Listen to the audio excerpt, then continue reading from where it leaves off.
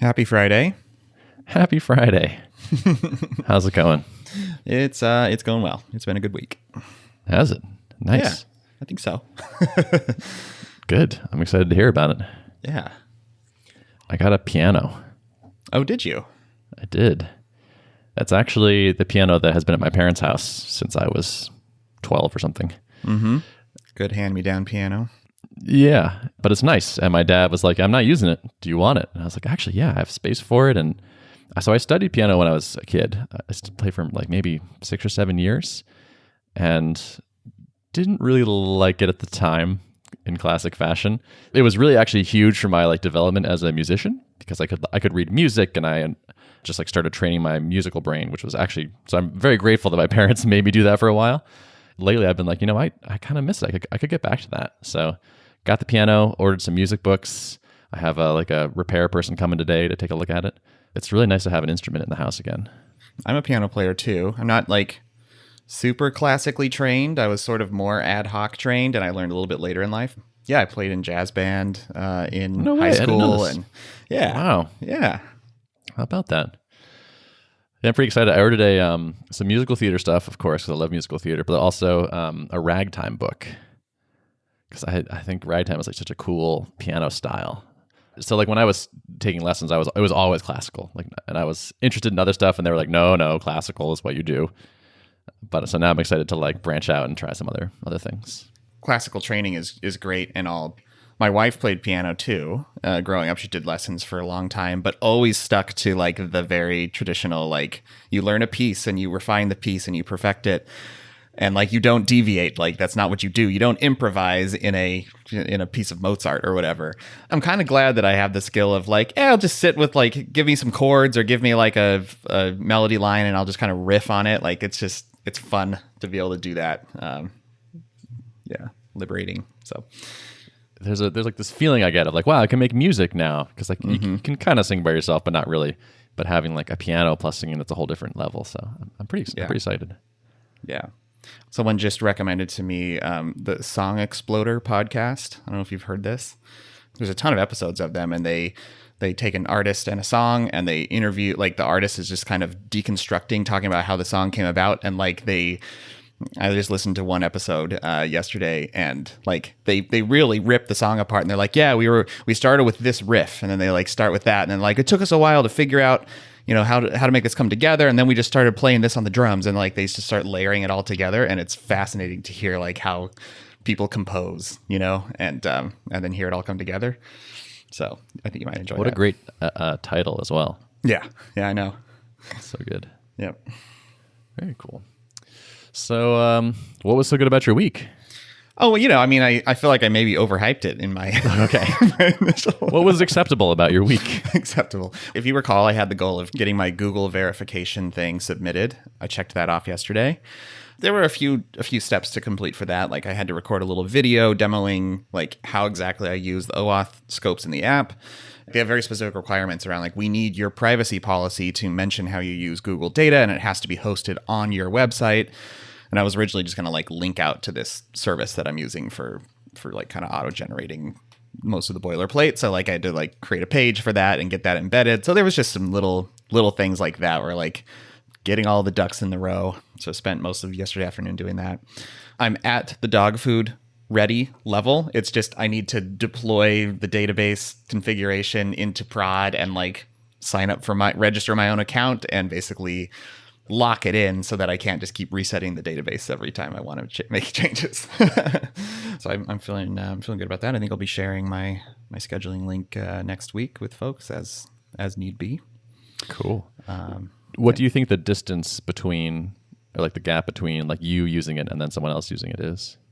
There are a number of like shortcuts and hacks that I've taken to get to the point of me being able to use it. Well, one, getting the Google verification is a blocker. And hopefully, I heard from someone else that will hopefully take on the order of days it did for them recently, as opposed to like the worst case, which is like, 3 to 5 weeks or something. But then even after that, like once I register my account, like I have UI in place, like placeholder UI, where you can select which calendars you want to include for conflict resolution and which calendar you want to like use as your main one for registering your events. So like for me, I would, link both my work calendar and my personal, and then I would probably have most events get recorded onto my personal calendar just because that's my main hub. None of that UI works right now. Like I haven't wired up like the ability to check those boxes, for example. I don't know. There's just like some parts that you just can't update without like doing it in the console. So I just need to like add some form fields at various points and make sure that's working well. So I would say maybe like a week or two realistically of work before I would feel comfortable like actually letting someone sign up and create their own. Nice. Well, Yeah. that's not so long. Yeah. I know that like Zoom integration for a lot of people is going to be important. I'm glad I took did like that survey, that early adopter survey as part of the kind of joining the email list thing. Totally. So I have, like 300 responses to that. And so I started like pouring through those responses and trying to wrap my arms around like what, how many people in there do I think I have who can get on without like Zoom integration? Not that I think it'll be that huge of a deal. I hope like hopefully they have a nice API, but that's just another piece that I know like interacting with yet another external API. It's going to be, it's more complicated than just implementing insert a row into a database type of thing. So I'm tempted to like dive in and get the Zoom integration built right now, but I feel like I should probably just try to get people on who don't need Zoom yet. Are you finding interesting stuff in the survey responses? Yeah, I mean, I really have enjoyed the responses particularly to the question of like, are you in the market for a solution today, and like what are you looking to solve exactly? And a handful of people responded to that with just like, nope, not in the market. And I was like, oh, this was a good question to ask because Yeah, right. it's like they want to reserve their username and they're like, curious to see what I'm working on, but it's like, no, not in the market. So Totally. Yeah, that's a good question. Just ask them like, are you trying to buy a thing that I'm making? yeah. I like that. We asked that in one of the early Tuple surveys. It was like, are you interested in being part of our paid beta or whatever we were saying at the time? And that was a really good segmentation question. Yeah, I just have started to like casually look over it. I think I'm gonna kind of start putting people into like a little kind of spreadsheet, something like build a little matrix so I can figure out what my next cohort looks like based on their responses and stuff. But so far, just kind of qualitatively skimming through there, it's giving me a good sense of like what differentiators resonate most with people. And I think unsurprisingly, like the solving the power dynamic is kind of jumping out as one of the big things. Some people remarked like, I didn't really think I cared that much. And I just thought like, yeah, Calendly's fine. And then when I saw the landing page, I was like, yeah, you know what? You're right. I would probably use it a lot more if it wasn't so awkward. There's a lot of like voice of customer stuff that I can kind of start pulling out of there too. I'm already thinking about like more narrow headlines that could speak specifically to this problem based on what people are kind of expressing. So do you have thoughts on making that better? Like how to solve the power dynamic, how to make it less awkward? I'm still kind of feeling good about the approach of like really easily being able to spin up personalized scheduling links. I think that's going to be a big part of it, but I keep kind of having just thought explorations like, all right, try to put yourself in the shoes of like, I'm a person who's really trying to get a meeting with you.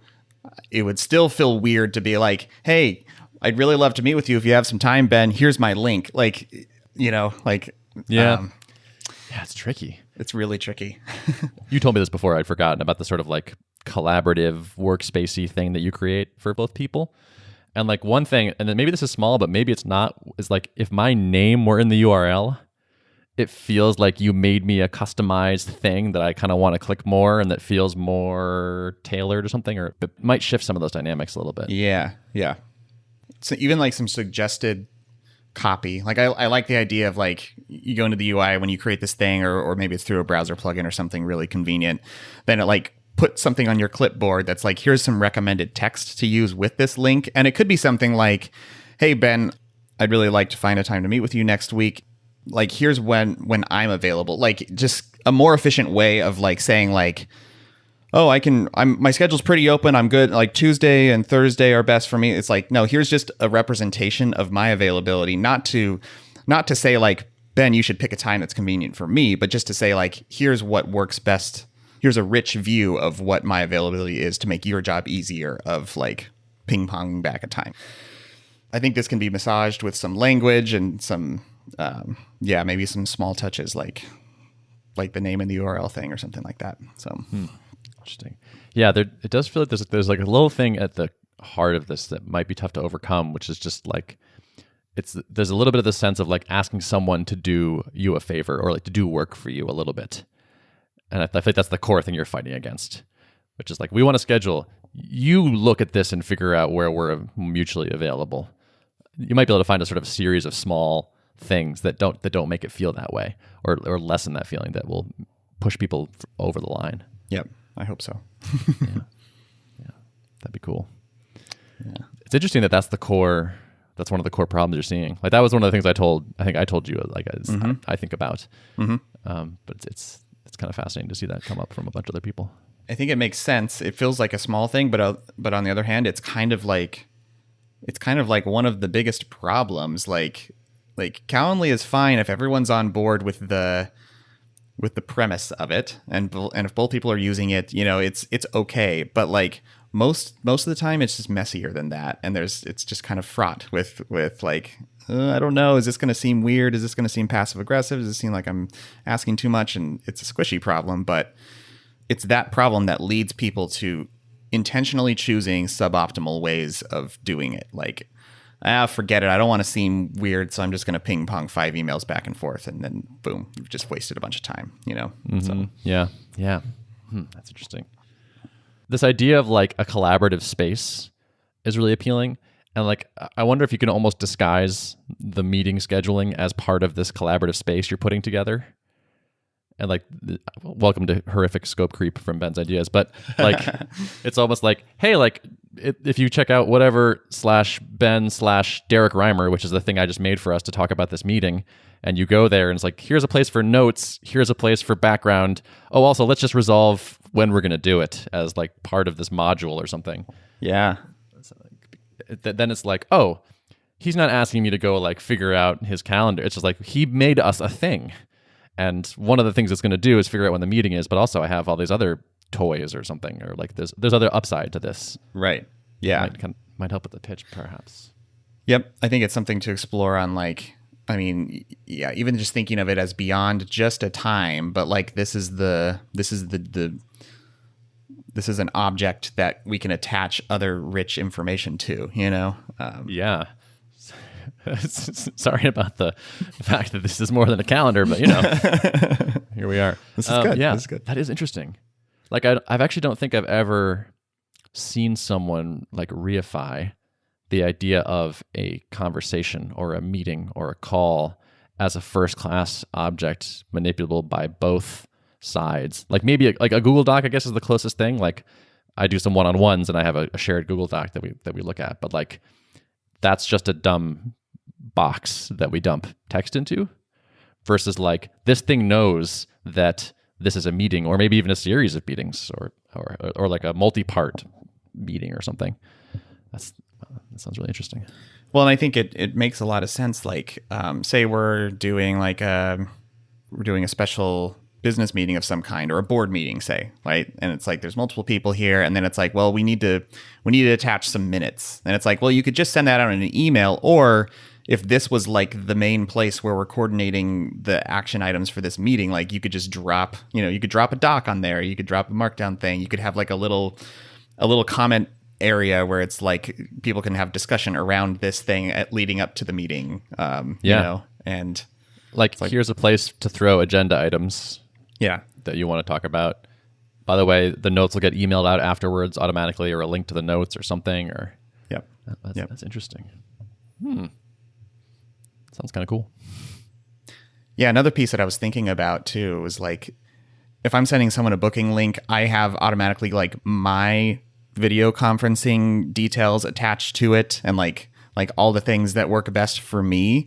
And another way that this could be more collaborative, where it's like, this is kind of just a template, a placeholder for our thing. Like, do we want to use your Zoom? Go ahead and just like drop your thing in there. Like, or even figure out like, is Zoom best for you? Like sometimes I'm like working something out and it's like, well, I'm just making an assumption that like you have Zoom and you want to use it, but maybe you're just a whereby person, or maybe you prefer Google Meet, or I don't know, like, but there's always all these baked in assumptions too, which feels like you're giving the person who's booking it no choice in the matter, if you're forcing them to use your thing. So maybe there could be like a way to kind of make that more of like, I don't know, I'm happy to use your Zoom link or whatever you prefer to use, and you can just drop in your own details there. Yeah, like it's configuration for the event that you're creating.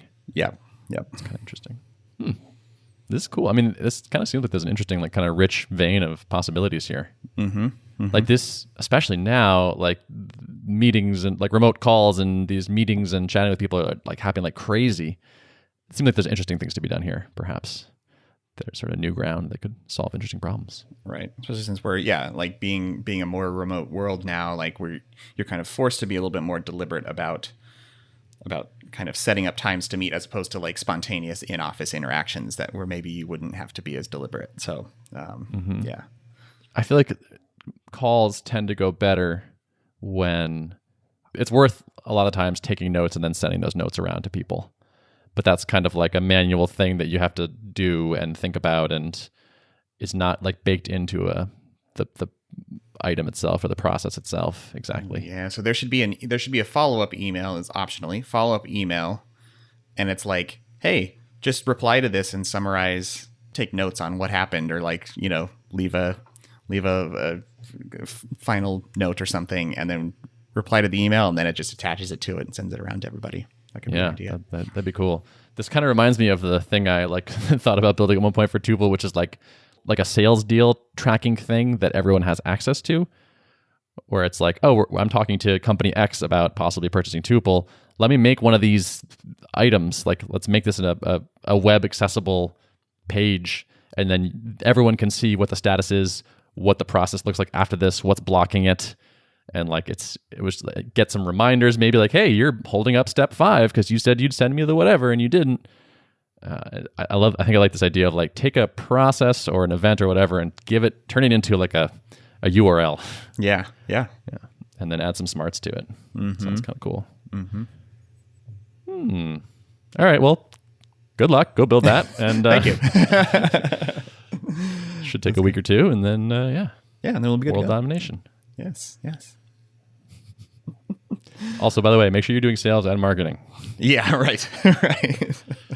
Ah, man. So many hats to wear. A lot of hats. I can't believe you're wearing 5 hats already. You look amazing. Don't I look ridiculous? You look something, yeah. That's true. Cool. Anything else in your world, or should I start saying what I'm doing? I think that's quite enough for this time. What have you been up to? Wow, it's been 21 minutes. Time's flying. So I ran my first all hands meeting the other day. Yeah. And you were actually there. I was there. I dropped in on that. Yeah. Yeah, that was cool. What did you think? I thought it was really very well run, very thoughtful. Not just saying this to be nice. Yeah, you have to say that because I'm recording. Right. I've been in all hands meetings before where there's maybe a lot of like philosophical, high level talking at length, and I think it's a temptation to be like, I'm the CEO. I'm going to talk at a very, very 10,000 foot level to give everyone an idea of what's what I'm seeing from my perspective, which I feel like is mostly unnecessary. So I thought that was good. You didn't do that. There was a pretty clear agenda set up front, which I think is really, I mean, the worst meetings are ones where like you don't really know what's going to happen, and it kind of just unfolds in front of you, and you're like, how long is this going to go on? But right. And worse, like the person clearly doesn't have a plan. Yeah, right. So it was clear that it's like, okay, I'm going to give some updates on some wins from sales and marketing, some wins from engineering, and then we'll open up the floor for questions. And yeah, it felt just really tight and just what it needed to be. And I mean, you had an hour blocked off and took half an hour and was like, all right, I think we're good. Which meetings do tend to expand to the time allotted. So. Yes, indeed. I think next time I'll block off half an hour. One of my like goals for that was to go fast, just like keep it moving so it doesn't get boring, and force sort of concision and focus on the important things. And I was really happy that I feel like we nailed that pretty well. Right. Yeah, because I've been in meetings before where it's like an hour set aside and it's like they're kind of moving at a slow cadence. And it's like, well, I don't really know if I have anything else, but we blocked off an hour. So, and it's like, so what are you saying? Should we fill this with fluff, or what do you imply? So. God, I hope no one ever says that to me. It's terrible. Man, speed is so good. Sometimes just optimizing for how do we do this quickly is a really nice approach. So you touched on the elements. So started with celebrations from the various areas of the company. Spent like a couple minutes on just alignment, or just to like, here are the things we talked about recently, and here are some of the big goals for the quarter. Like, here's the theme. And then Q&A at the end, and like a little bit of lessons learned, like asking people like what was good, what could we do better. But I was pretty happy with how it went. It was interesting. Preparing for this felt like prepping for a talk, like a conference talk, where it's like this is basically kind of a performance in a way.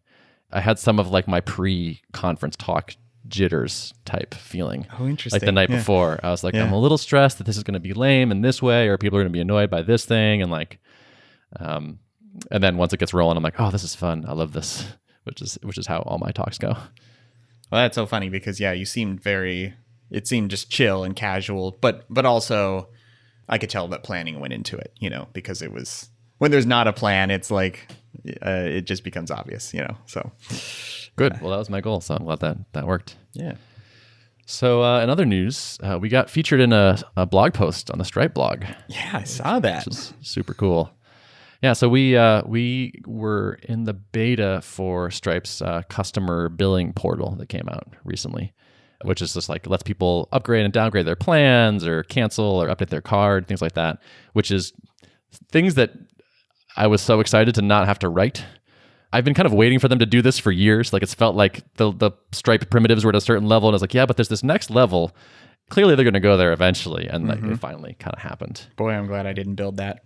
Yeah, totally. Dodged a bullet there. I thought about it a few times, honestly, and it just felt like a dangerous place to play. Like, the next level up from where Stripe is, like, they're just too good and too ambitious, and it was just way too dangerous. It's been cool. Like, I have a couple friends at Stripe at this point, and like, we started to get into like some of their betas, and it's super fun. Like, they're a pretty large company. They're pretty darn successful, but they are just crazy about like getting early feedback from customers on things. And like, start with like a pretty small team, build a thing, give it to some people, iterate on it. And like, it's awesome to see a company at their level of success where they could just be like, we're just going to keep doubling down on this API, or like, we're just going to kind of rest on our laurels or something. But instead they're really consistent and effective at like getting feedback and using it to shape the things they're doing. Yeah. Are there any particular like process things that you observed from being part of one of their betas? Like, did they do anything special to try to draw feedback out of you, or like what kind of cadence did they talk to you about stuff?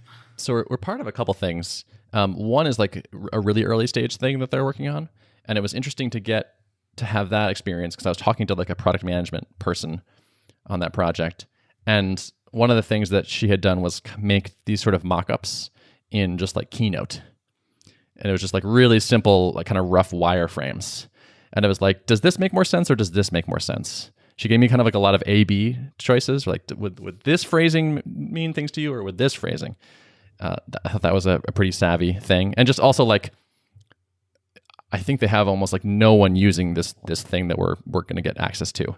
And they were like gathering the feedback already. And it was like clearly in like the earliest phases, but they were already saying like, okay, who do we get on? Like, who do we get into this to be pilot customers of it? I just love that. I can see how this could potentially be a very large, complicated, sensitive kind of thing, but it's clearly also in its infancy, and they're also involving people right now. So rather than like saying, well, we have hundreds of engineers and designers and product people, let's think of a beautiful dream and build up to that and then start bringing people into it. Instead, they're like, just so you know, at launch, it's going to do this one thing. It's going to be really simple. And they're like, we're just very honest with me. Like, this is going to be a really plain kind of, bare bones thing for a while. But we want you in there now, giving us feedback and telling us where to take it. It felt like a startup, like how a brand new company would do a thing. It was like there's like a little startup team inside Stripe building a new thing, and that And that really struck me. Yeah, I think that's the part of their process, and there's probably a lot of the most successful companies like Stripe are, I'm sure, using a similar type of methodology to build new stuff. And it's funny that like that's mostly invisible to just your average Stripe user. So like I just see the announcement when it comes out, and it's like this fully formed thing, and I don't know, I've always just assumed that like, oh, they just know the space so well that they just go back and architect this brand new thing and then launch it. So it's cool to hear that they're actually just working the same exact process that all the rest of us are. Yeah, totally. Yeah. I've been having this thought recently about feedback in general. Stripe is just like kind of crazy about soliciting feedback from people. Like they spun up like a joint Slack channel with us, so like we can just like drop thoughts into the Slack channel. There was this thing that really impressed me years ago. I was at MicroConf, and Stripe had sponsored it. And you think of a company sponsoring a conference and who they would probably send to the conference, and it's like maybe sales, maybe marketing. But Stripe had sent engineers. And so I'm talking to somebody from Stripe, and he's like, oh yeah, I work on this thing. And I was like, oh, no way. And he's like, are you a customer? I was like, yeah. He's like, oh, like, what do you think? And I was like, And after like a moment, I was like, oh, there is this one thing. And he was like, okay. And he pulls out a notebook and a pen and starts writing what I'm saying. And I was like, wow. And then like, he was like, and what's your email address? And like wrote down so he could follow up with me. And I was just like, that's incredible. Like, this is already like $1 billion company. They're clearly killing it, but like they have like, just, it's clearly so baked into their DNA that they want that customer feedback all the time, and they're willing to act on it and do things with it. Patrick Collison did a Q&A at MicroConf, and during the Q&A, he was like, by the way, my email address is this. If you have any feedback about Stripe, please let me know. Well, and I think that at that same MicroConf, he was also, I just found him in the hallway. He was just kind of standing like, and I think people didn't really recognize him or know a lot of people didn't realize that was him, And he was very like humble. Oh, hi, I'm Patrick. I work at Stripe, and like, like he just had his notebook out too. He had his notebook out too, and I saw him like deep in conversation with people, and he was like scribbling down notes. That's so great. Yeah, man, that's such an inspiration to me. Yeah. And so I've been thinking of this kind of broader theme of feedback. So I mentioned 2 podcasts ago about how valuable I think feedback is, and like especially feedback you weren't expecting. And that was in the context of like between people at the company.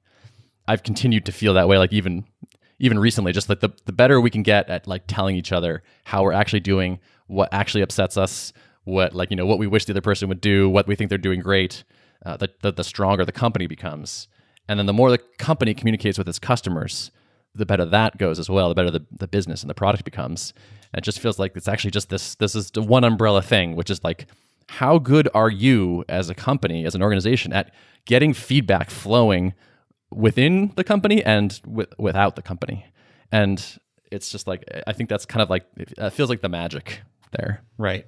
I mean, we're all decently smart people, but your ability to act on, like, use your intellect is only as good as like the inputs that you put into it. And if you're not stocking it up with the right inputs, like you can sit in a vacuum and build, a crazy, beautiful product that does a thing really well, but does it actually solve anyone's problem? Well, I don't know. Totally. You have to talk to people and like, yeah. And if you bake the wrong assumptions into the product, it will not do well.